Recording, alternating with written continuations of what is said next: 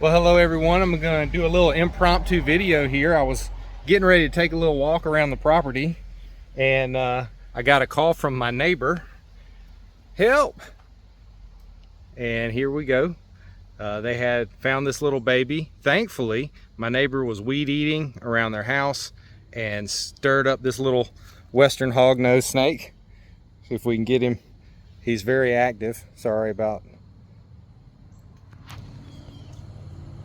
But they found this little western, and he was flattening out like a cobra. So my poor neighbor, she's really scared of him. She doesn't understand how to ID what's what, and so she was a little worried. But she was also concerned that she didn't hit it with the weed eater. But anyway, so they called me, and I drove down. We've got about 5 acres out here, so I'm going to take him back to the house down by the woods and the pond where hopefully he can find plenty of little frogs. I'm trying to not drop him. He's moving all over the place. And we'll release him on our property, make sure he's safe. But isn't he just the cutest? I'm going to turn the camera around here and give you a better look at him. We'll see if we can get him to flatten out. I'm not going to do anything or agitate him, but we just see if he does. Isn't he cute? I'm outside, so I apologize about the background noise and the big trucks and all that.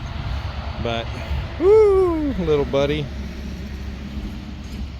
Western hognose in its natural environment. He was probably up against the house, digging himself some holes in the soft dirt and looking for toads to eat.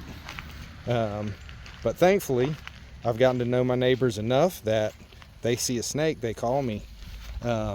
So this is the second little hognose I've gotten to rescue from their yard in the last month or so.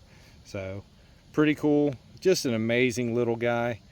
Big ol' eyes, shovelly nose. He's been flicking his tongue. So I don't think he got hit by the weed eater. He looks completely healthy. I don't see any wounds or anything, and he's just been cruising around. Man, I love these little animals. Thank you. All right, so part two, we're going to take this guy down here and we're going to release him down kind of close to the pond, and we'll watch him crawl off.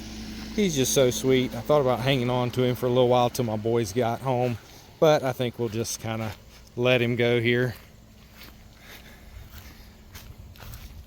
Keep him far away from the weed eaters and a place where he can find some frogs and toads to eat. And we love having these little guys around.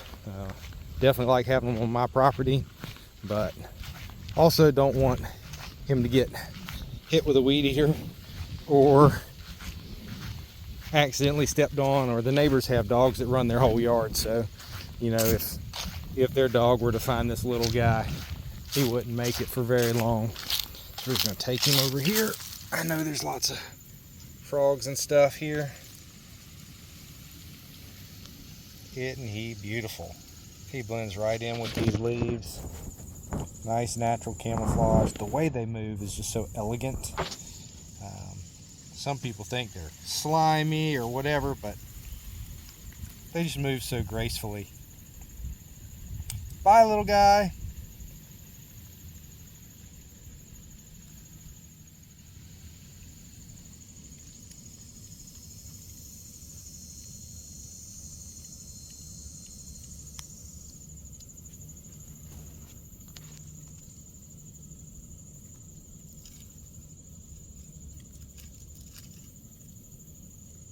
Oh, we're going to get him flaring a little bit. Alright, just touched the tip of his tail, and you see now he's flaring his neck, acting like a cobra, being Mr. Tough, and then he says, okay, I'm going to get into cover. Awesome.